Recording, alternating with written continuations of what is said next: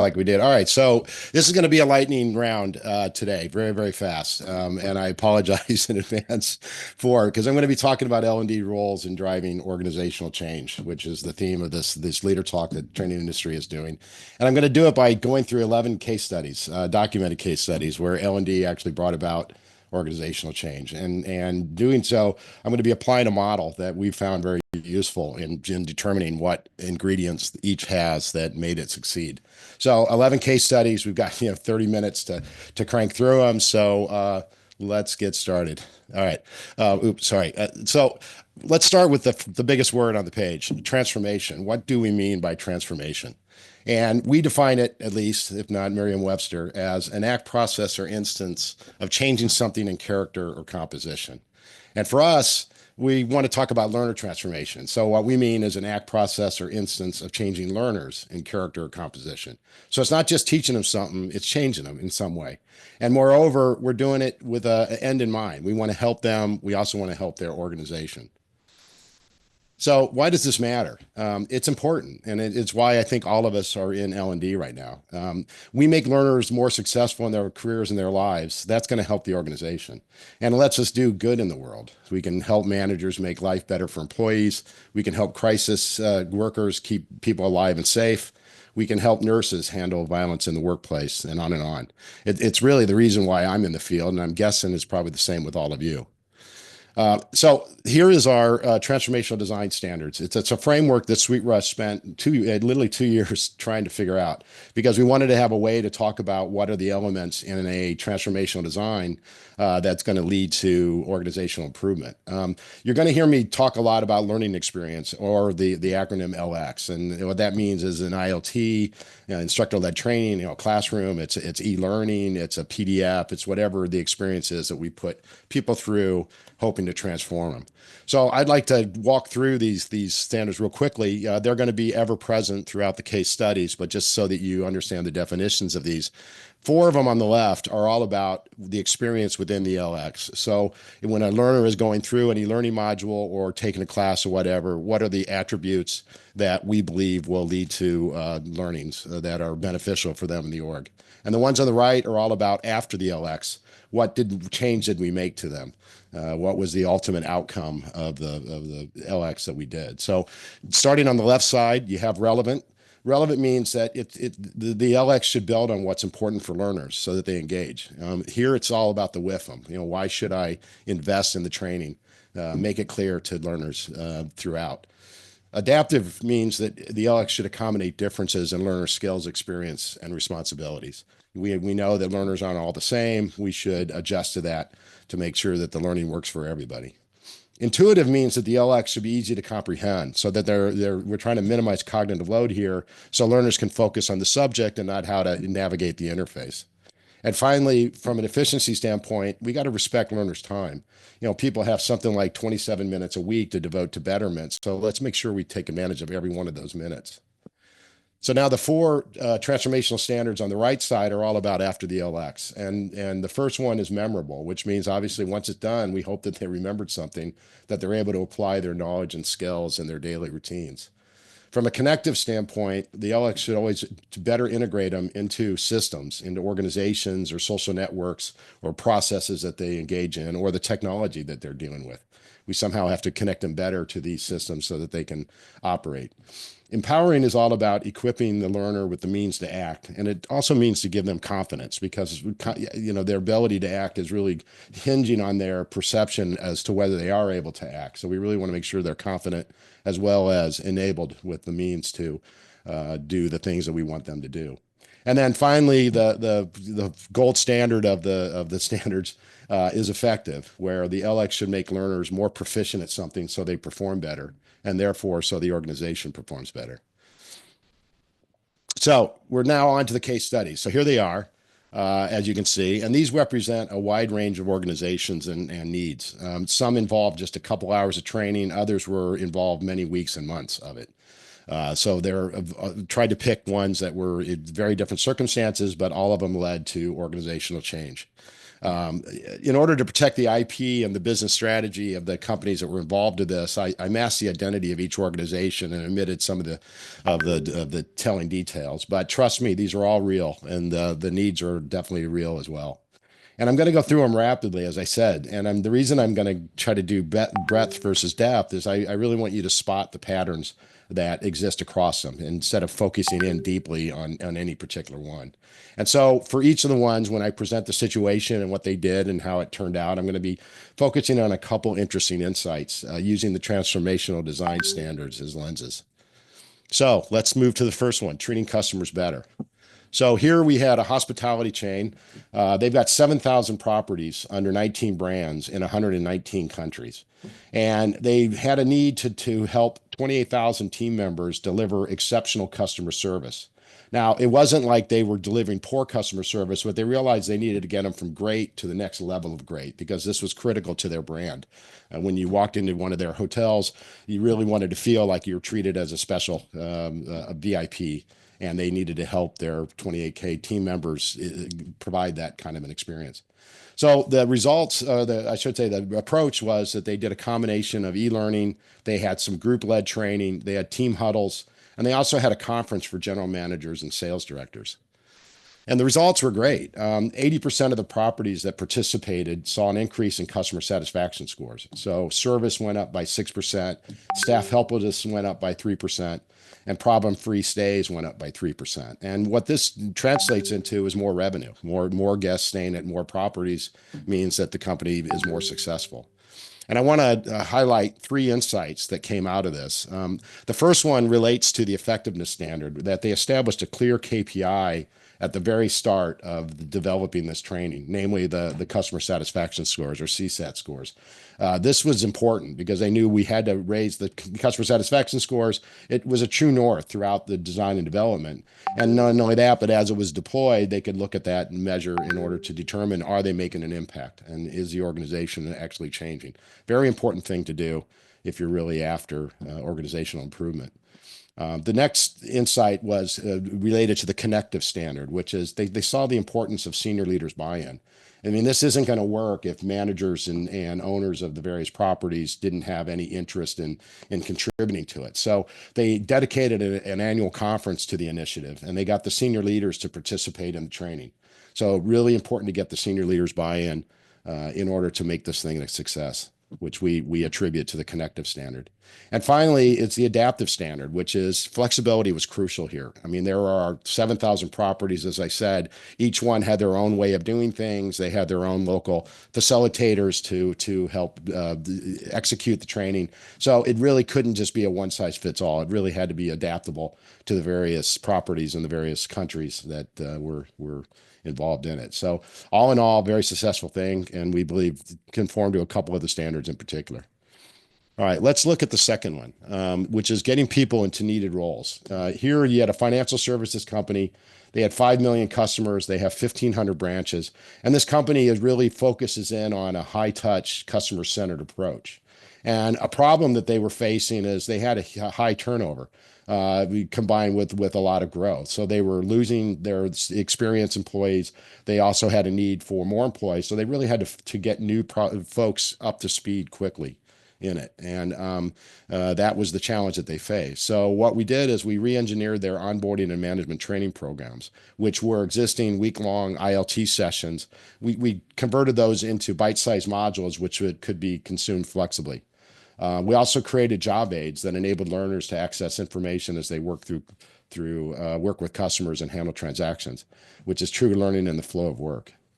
So what were the results? End of the day, they reduced the time from 50 hours on average to get somebody into their role to about half that.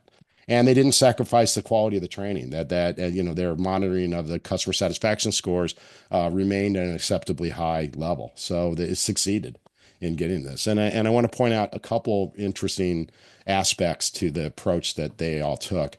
First one is an apprenticeship model. So what they decided to do was for people going through this onboarding program If they showed some proficiency or suitable proficiency, they would be assigned to handle simpler custom requests, like to look up a balance or make a wire transfer while they were learning more advanced knowledge and skills over time.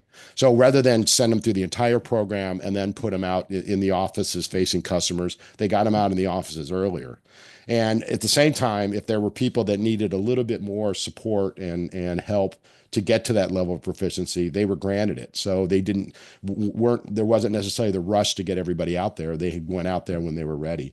And as a result, they got more employees productive more quickly. And a side effect of this was learners could actually experience what it was like to handle real customer requests, which gives them context.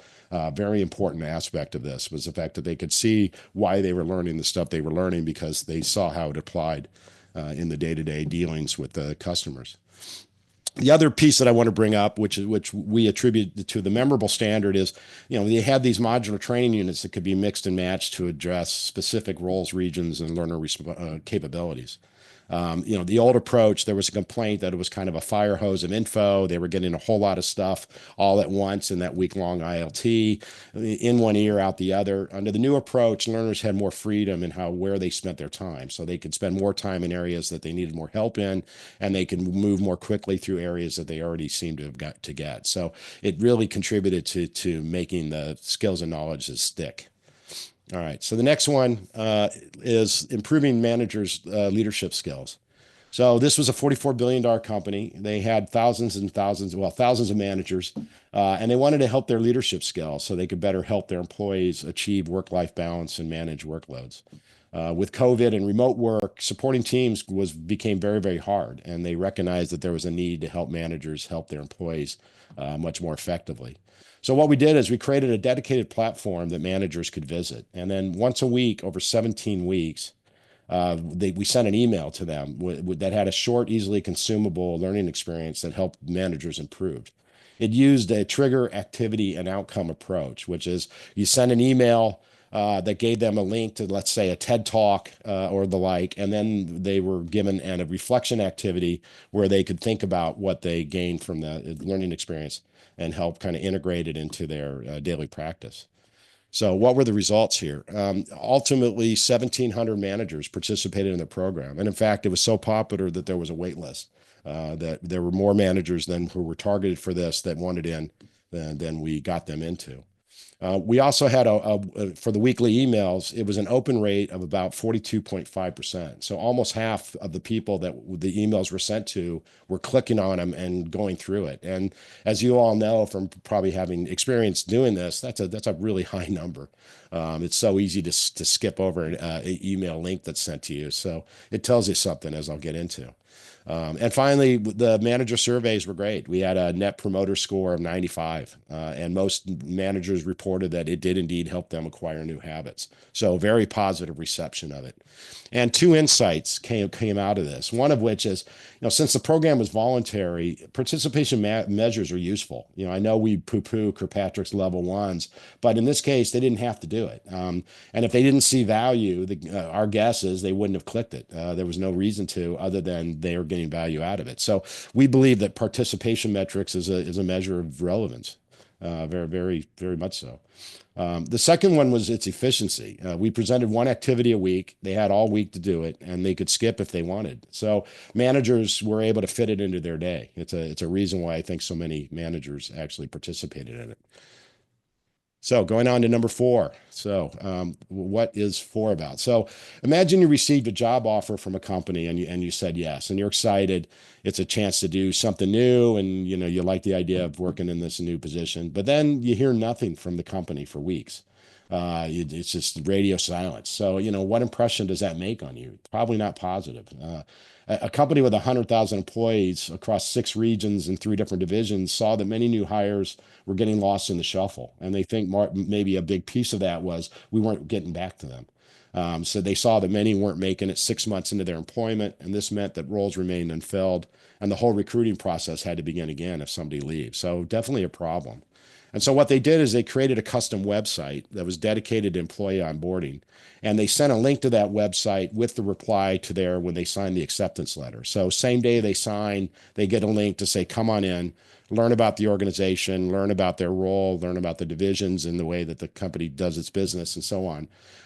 They had to host this externally so that it could be accessed even before new hires were assigned company credentials. So, because they knew the importance was to get to people right away and not wait weeks and weeks. And the results were good. They had a very high net promoter score. They also had a very high scoring. They rated the experience 4.3 on a scale of 5. And so 89% of all new hires, which was over 1,000, have participated. We felt that, again, participation rates are great here. We believe that showed a signal that they were connecting with the approach that we took. The insights that came out of this, one of which is time matters with onboarding. You don't want to leave people hanging. Many mentioned explicitly that they appreciated being able to get started right away. The second insight here is that allowing new hires to see other new hires was really well received. And so if you see on the right with that screen where it says that's amazing, you had a chance once you logged in to be able to see new hires who are also going through the same process as you. And we got really high marks for that from new hires. There's something about knowing that you're not alone on this journey, but that there are others that are doing the same thing as you. It's really important. And that connects to the connective standard. There's real value in creating cohort groups of new hires so they can reinforce each other and begin forming social networks.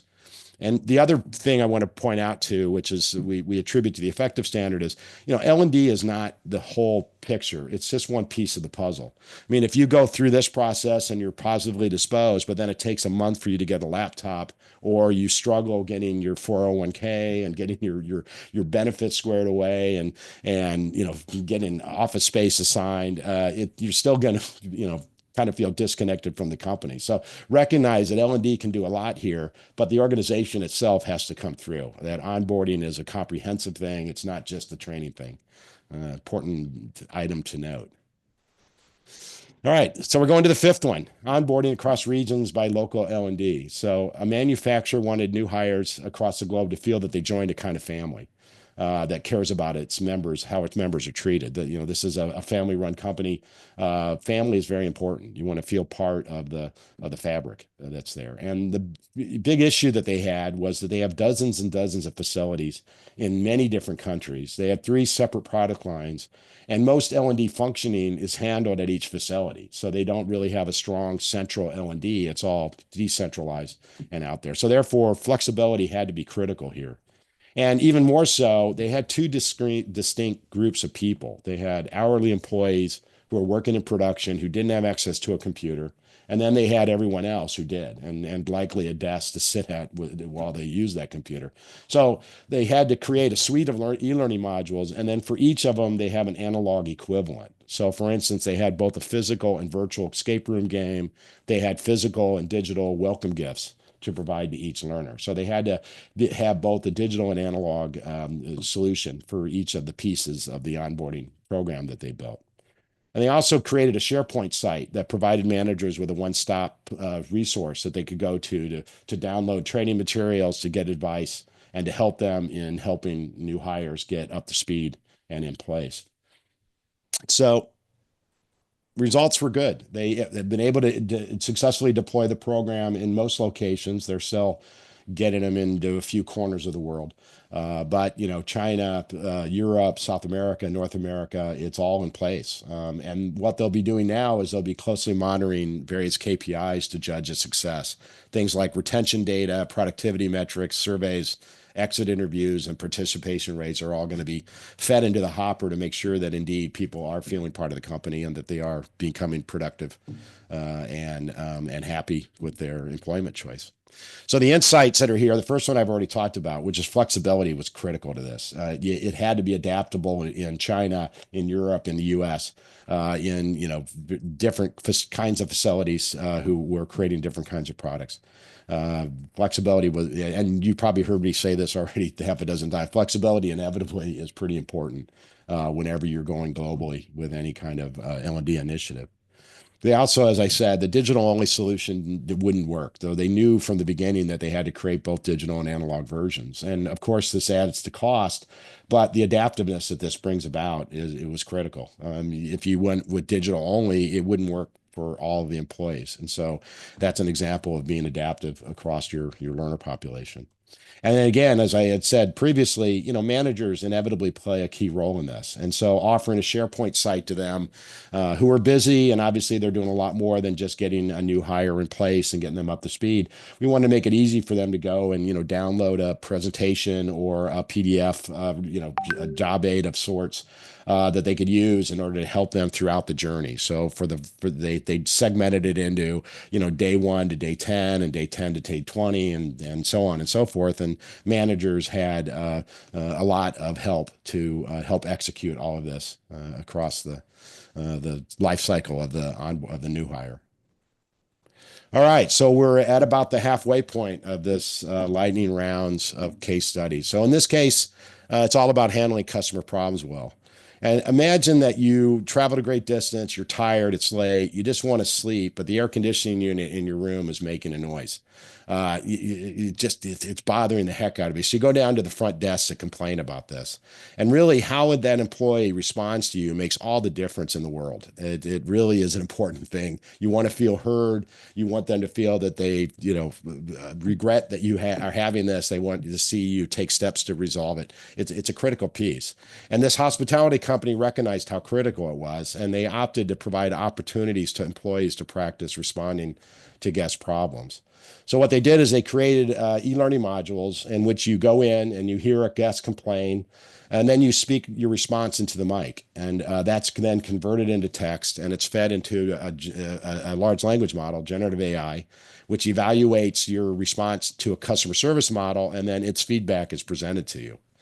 And the results were good. They're still coming in, but they are seeing a decrease in the reporting of customer problems. And they're also seeing an increase in customers saying that an employee handled their problem well. The other side effect of this is that we have a whole lot of really interesting data, that we have all of their spoken attempts to respond to the customer. So we can look at that very closely to say, how are people responding to customers? Are they following the model that we had given to them? And we can also look for improvement over time. Do we see that people get steadily better in their responses with a greater amount of practice? So as everyone knows, data is a hugely valuable thing. And the use of these spoken responses in the large language model gives us a lot of data to work with. And the three insights that we have here, the first one is that technology was huge in this. It solves a number of logistic issues. It could be scaled. They can use it on any device. They can use it whenever they want, anywhere they want. We can easily add additional scenarios over time to give them more and more practice. It couldn't have been done if we were trying to use live role play at the various properties. The other piece related to that is it could deliver personalized feedback to every learner. So, if somebody nailed it, then we can just come back and go, yeah, you're nailing it. Can go forth and prosper. If somebody's really struggling, we can give them more and more practice, and we can give them feedback to say, hey, you forgot to apologize. You didn't thank the guest for coming to you with the problem. We can give them feedback that's very personalized to their particular execution of the model that we gave them. The other piece related to this is for the relevant and intuitive standards. I mean, this is a real world guest issues. You can see by the screens that, you're in the right situation. You're talking to an actual guest or a virtual guest. It felt just like the real thing. So transfer from the e-learning module onto the floor and live actual interactions with guests. It's intuitive. It just flows right from one to the other. So very important standards here were in play, relevant and intuitive. And then finally, you'll notice that none of the outcome-based standards are highlighted here. And a big reason for this is it takes time to determine whether the program was memorable, connective, empowering, and or effective. We're still gathering the data in effect to know, do they remember the customer service model when they're on the floor? Are they feeling capable of executing on the response to the customer's problem, and so on and so forth. So tune in 6 months, and hopefully we'll have more data that lets us highlight other aspects of the transformational design standards. All right, here we have a global consulting firm, and they recognize the need to grow learners to take on highly complex, high revenue projects. Because not doing so, they realize, would mean losing out on a lot of opportunity and therefore revenue. One of the challenges they faced in growing these future leaders is the fact that there was a huge variation in the skills and experience of the candidates. They also didn't have a global definition of what good looks like. So they didn't really have any way to benchmark performance. And as a result, they developed a 17-week competency-based learning experience. So 4 months. This included classes led by executives, large group, classes and discussion led by executives. They had cohort groups of future leaders that worked together on assignments. They had one-to-one mentoring conversations, and then they also had a competency-based assessment to measure each learner's mastery in order to determine their fitness for performance. As a result, they had a 2% growth in proposals and contract reviews.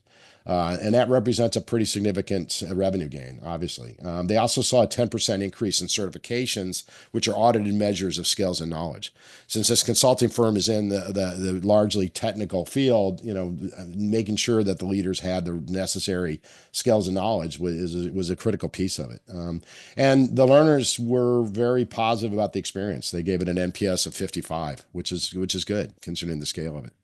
A couple of insights that we can look at here. First of all, we knew from the beginning that senior leaders needed to be heavily involved in this. They had the wisdom and insight, and they needed to pass that on to the next generation. So from the beginning, we recognized that getting the executives to buy in and actually participate and lead the large group discussions was a fundamental need for this L&D design.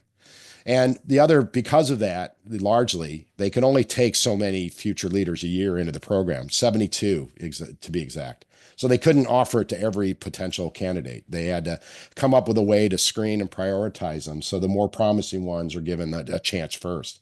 And so they partially solved that by giving each region was allocated a percentage of seats based on its relative revenue contribution. So they allowed each region to determine who are our most promising people, and then those were the ones that were enrolled in the program. And a side effect of all of this turned out to be a pretty critical thing. When I talked about that they didn't have any definition of what good looks like, they were able to work together to reach consensus on 16 core competencies for project leaders that could be applied globally. And that's not an easy thing to do. But once they arrived at it, they had all sorts of affordances that came out of it. It's great for assessing somebody's readiness to enroll in the program. It allows you to track progress and see are the people who are going through this training becoming better in those 16 competencies. And then it allows them in the future to add more adaptive capability. So somebody who's struggling with a given competency could be given more help and assistance to shore them up so that they're more likely to become that future leader that they were seeking. Okay, so moving on to number 8.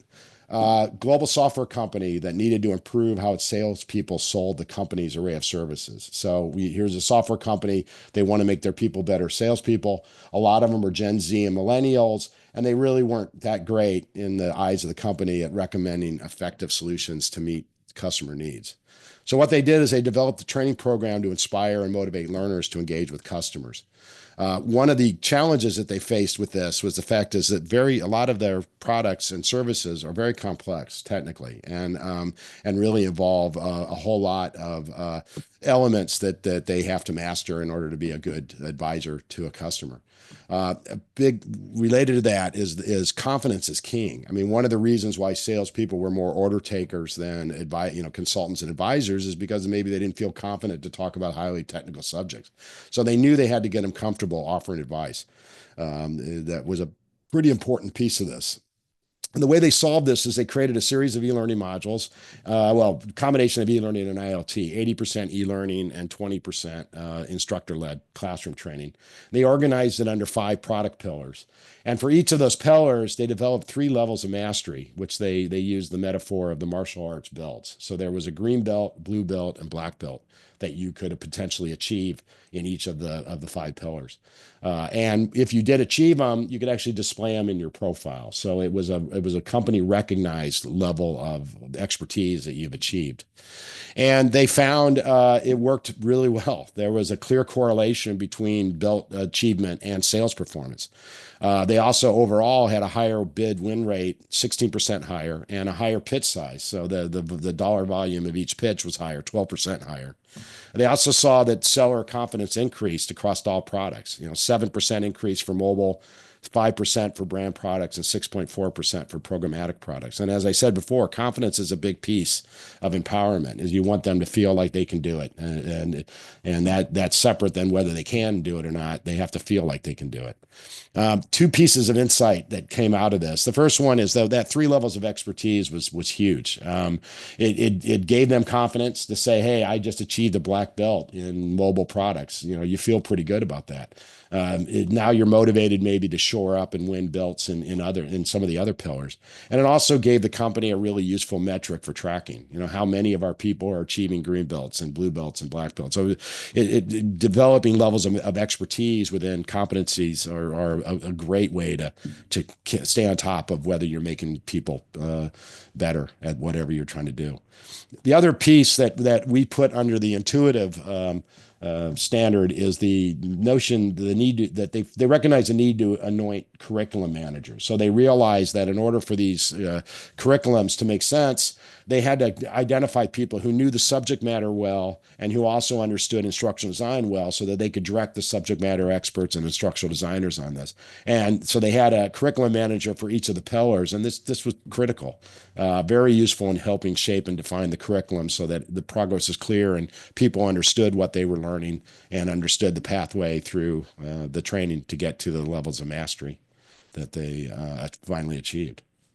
All right, got 3 more. So this one is helping engineers communicate better. So imagine, I'm sure you've all done this, where you have a problem with a technical product that you've got, you call tech support, and you're talking to somebody who just couldn't explain it to you, didn't necessarily seem to care about your issue, just wasn't there to help. It's very frustrating, I'm sure, if you've experienced that. It really gets you annoyed. And for a large electronics manufacturer, this was a problem. Its engineers were technically proficient, but they struggled to communicate well with customers. In customer surveys, 23% of the customers mentioned that it was a problem, and it was the number 2 pain point the company identified. And I'll tell you that this one I'm sensitive to because I'm an engineer, and so I can relate to the difficulty oftentimes in talking about a technical subject with somebody who doesn't necessarily have the technical proficiency that you have. It's not easy. So their solution was a multi-tiered learning program for all engineers, and they organized it into 4 tracks. They also established badges for each of the tracks to recognize the mastery, just like the last case study that I talked about did. And they had a point system. So ultimately, if you engage in the training more frequently, you earn points, and those points are then tracked. We believe that increased learner confidence, that they feel like, yeah, I'm keep going back in there, and I'm earning points. I must be doing the right thing. I must be on my way to be a better communicator. And it also gave us, as the L&D administrators, data that we could see that, yeah, people are using it. They are coming back again and again. We can stay on top of the fact that, yeah, they are making use of the learning experiences that we gave them. So what were the results here? 20% rise in customer satisfaction. Only 5% of customers mentioned communications as an issue at some period later after the training was all rolled out. And of those that did mention that communications was an issue, 80% were ultimately satisfied with the outcome. And so communications dropped from the customer's number 2 pain point to number 6. And in fact, communications is now one of the top 10 reasons a customer would recommend the company to colleagues. So they seem to have licked it. They seem to make the engineers better communicators. This has led to the customers being happier with the company as a whole. And the lessons that came out of this was, the first one was, we recognized that change management was critical here. I mean, a lot of the engineers probably felt they were doing a perfectly fine job on the phone, diagnosing issues and providing issues, don't really necessarily see the need to change the way way that they've been doing their work for, in many cases, decades. Not only that, but learning and development at this company was largely tech centric. It really didn't focus at all on soft skills. So bringing in soft skill training was a new thing for them. And so they recognized they needed to make a really strong whiff to get the engineers to realize that not only will it make their lives better, but it's going to help the organization. So they tried to connect communication to this is the way for the company to make customers happier, earn more revenue, rise the tide that'll float all of our boats. So one way that it did that was it rolled out a series of videos in advance of the training to really make the case that communication was a critical piece of the company's offerings to customers, and therefore underscore the importance of mastering that.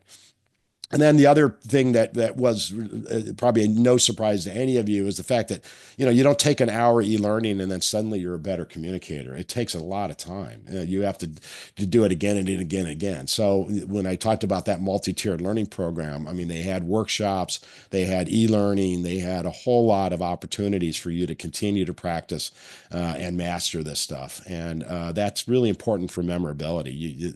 It's so hard to get somebody to remember something if you just have one shot at them. You really got to dedicate a lot of time and give them the space to practice and get better over that time. John, speaking of time, we are on our last 2 minutes if we want to get to Q&A. So just wanted All to right, flag that yeah, for I you. will do that. Yeah, and so I will I'll just briefly to explain it that you had 3,000 retail stores. Try to get consultative. You can see now the standards are showing up relevant and intuitive, memorable, and effective here. They actually had a very effective, a metric for effective that was great, which is average transaction values that were raised by $2, which means millions of bucks for here. So the 11th one is when you're getting resellers to recommend your products. Here you have dealerships that are attempting to, they want the dealerships to sell their products over the others, but it was voluntary training. And so they recognized that they had to make them want to do it. So relevance was critical here. And so as a result, got 22,000 learners that were engaged, over 1 million course completions. And again, because it was voluntary, participation metrics are useful. Very well. And then short bursts of training over longer ones makes more sense here, given that they spend most of their time on the floor dealing with customers.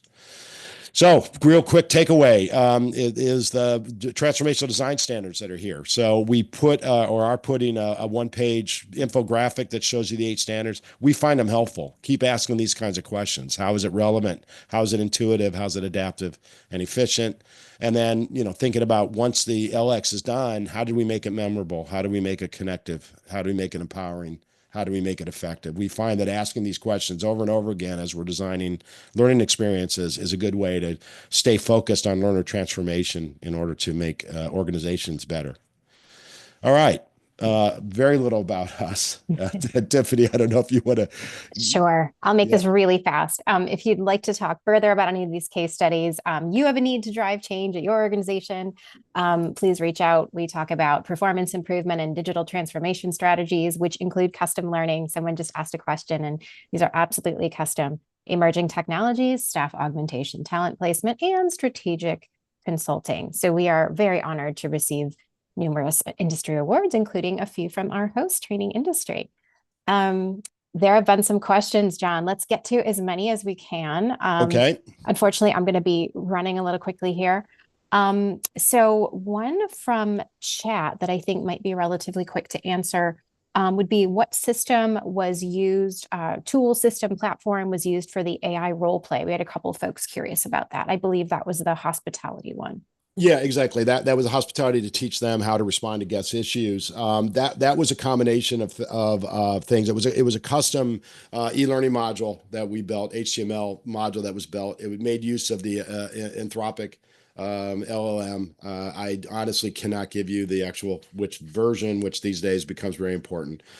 We've used it though, in a number of occasions with a number of LLMs. You basically give a prompt that includes the customer service model that you want to evaluate the learner against. You convert, audio to text, their response into the mic, and then you feed the prompt about the customer service model and their response into the LLM. It then comes back with feedback that are tagged to each of the elements of the customer service model, and then you package and present it to the learner. And we used a little, kind of robotic like device to be the, the element that provides the feedback to them. So. It wasn't an authoring tool that was a custom HTML that was developed using a commercially available LLM.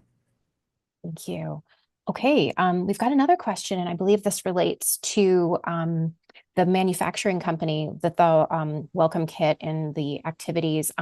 Someone's wondering, why not use the mobile option for the company that had a lot of trainees without a computer? Yeah, I mean, a lot of that has to do with in certain of the regions, there are very strict union rules and employee regulations that prohibit the use of a worker's own devices in the thing. A lot of them are hourly, and it turns out, and not only that, but then they can't actually even learn on their own time. They have to be paid for the training they do, and they aren't allowed to use their own phone. And so, as a consequence, that wasn't open to us, unfortunately, and therefore we realized that we had to have the analog versions for at least it wasn't most of the population, but it was enough of the population that the analog version was justified. Makes a lot of sense. Thank you. Someone also asked early in the presentation if our clients need help to find the necessary data to establish effective learning objectives tied to successful business result improvements. Wait, so the question is, do they or how do they? Just do they? And maybe a little bit about how we help them. Yeah, I mean, we're moving much more strongly into this area. We've always believed that it's important, but now SweetRush is really believing it's critically important to say when you have your first conversation to say, hey, we have this need and we think training is going to be there. It's identify a metric or identify metrics. How do we know what's the outcome look like? So you say, okay, we want to do sales training. It's an easy one. Presumably we're doing sales training because we want to increase sales or increase customer satisfaction. Then we begin to say, all right, are those the outcomes? Do we expect to see an improvement in customer satisfaction? Do we expect to see an increase in revenue? And let's establish the metrics. If they're not there, then can we get them there? But typically, if you're talking about sales and whatnot, the metrics are there, or customer satisfaction, the metrics are available. Leadership's a hard one. Typically what you have to look at is something like retention and then employee surveys. If they say my manager's an ogre, maybe you're looking for a decrease in the number who mark them as ogres. But we do believe that you identify that at the beginning, you design and build your training, you then continue to think about, is the training going to contribute to this metric? You also need to recognize that knowing if they participated or not is a critical piece of the causal model, because if you can't say that the learners went through the training, you can't say the training had any effect. And so understand the performance, the participation metrics and what those are going to look like and how you can weave that into an argument that you made a difference. And Liz Absolutely. has joined us. Oh, I think she is going to usher us off stage with the vaudeville cane, perhaps. No worries. No, this was lovely and honestly such a great conversation. Like I said, record-breaking time, like less than 40 minutes, 11 case studies. That's a proud accomplishment, honestly. But before we, tell everybody how to get to the next session, is there anything else you would like to leave with the audience today? No, I would say, download the one pager. I honestly, that isn't a sales pitch. It's a useful model. We took a long time to do it, and we're using it with great success now in having project teams asking those questions and trying to come up with answers. I really do believe it contributes to our collective wisdom to be thinking about those 8 qualities.